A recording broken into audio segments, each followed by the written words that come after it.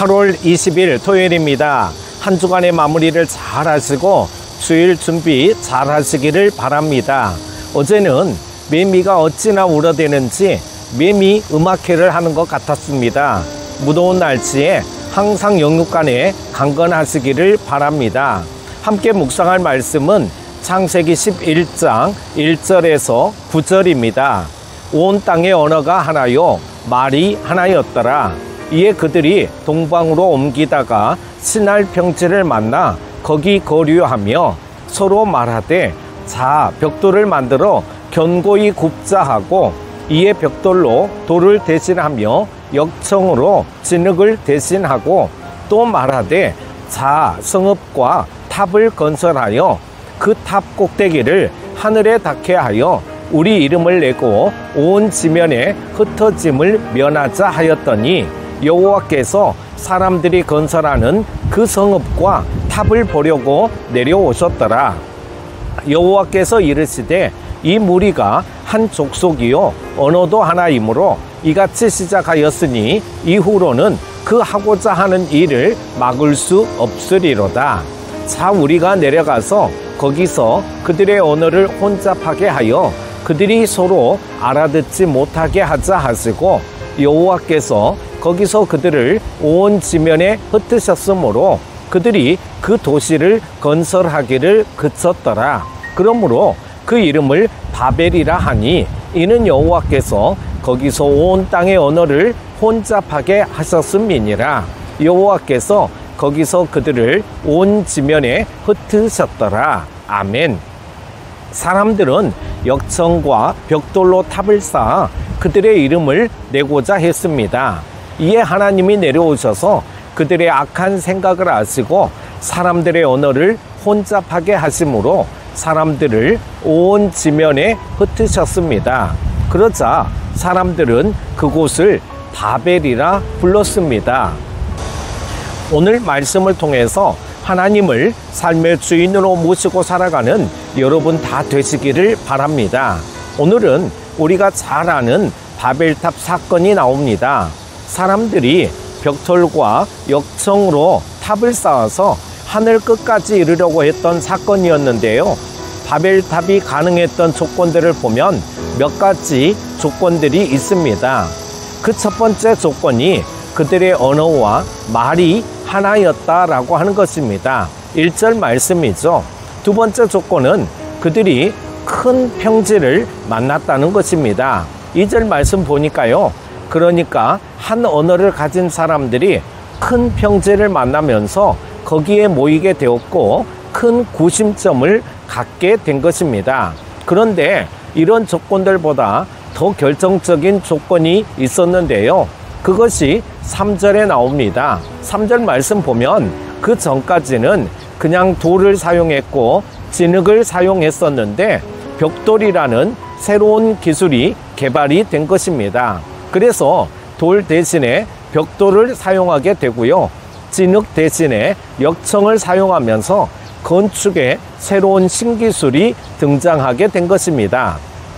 그러면서 울퉁불퉁한 돌과 진흙으로는 도저히 하늘까지 쌓겠다는 생각도 못했는데 벽돌과 역청이 개발되면서 우리가 벽돌을 차곡차곡 쌓고 그 위에 강력한 접착력이 있는 역청을 발라서 탑을 쌓으면 얼마든지 하늘까지 쌓을 수 있겠다 하는 도전적인 생각을 하게 된 것입니다. 여러분, 사람은 기술이 개발되고 과학이 발전하면 새로운 세계에 대한 열망을 갖게 되죠. 신세계를 개척하고 싶어하는 그런 마음이 있는 것 같습니다. 그래서 인간들이 기술이 개발되면서 바벨탑을 통해서 이 땅을 정복하는 것을 넘어서서 신비의 세계인 하늘의 세계도 개척함으로 여기는 누가 개척했다 자신들의 이름을 내고자 한 것입니다. 4절 말씀 보면은요 우리의 이름을 내자 그랬습니다. 그렇습니다. 하늘 끝에까지 올라가서 거기에 우리 인간의 이 위대함을 증명하는 깃발을 꽂자, 하늘에 우리 이름의 깃발을 꽂자. 이것이 바로 바벨탑을 쌓은 그 시대 사람들의 사상이었습니다. 하나님을 향한 도전인 것입니다. 사랑하는 큐티 가족 여러분, 지금까지 인류의 역사를 살펴보면요, 뭔가 새로운 기술과 제품이 개발되고 발전하면 꼭 인본주의가 판을 쳤습니다. 꼭 반신본주의적인 모습들이 나타났던 것을 보게 됩니다. 르네상스 시대가 그랬고요, 산업혁명 때가 그랬고요, 오늘날 초과학 문명 시대가 되면서 사람들이 더더욱 인본주의에 빠져들고 있는 것입니다. 인터넷이 발달하면서 온 인류가 통합되는 걸 꿈꾸고 있고요, 모두가 이 과학 문명으로 인해서 하나님 없이도 얼마든지 새로운 유토피아를 건설할 수 있다고 믿고 있는 것입니다. 그러나 과학 문명이 발달하고 기술 문명이 발달하면 할수록 에덴이 이루어질 거라고 생각하지만 에덴이 아닌 기술 문명에 예속되어 버린 인간들의 모습을 보게 됩니다. 유토피아는커녕 사람들의 마음이 얼마나 피폐해지고 삭막해지고 병들었는지 모릅니다.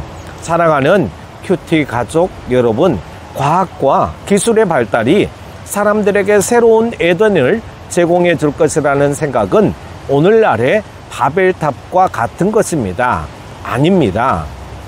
우리 하나님만이 우리에게 만족을 주시고 우리에게 참된 기쁨을 주시는 분인 줄 믿으시기 바랍니다. 바벨탑 사건을 보면서 안타까운 것은 하나님이 우리 인간에게 주신 창의성과 능력을 가지고 하나님을 대적하고 반역하는 것에 사용했다는 것입니다.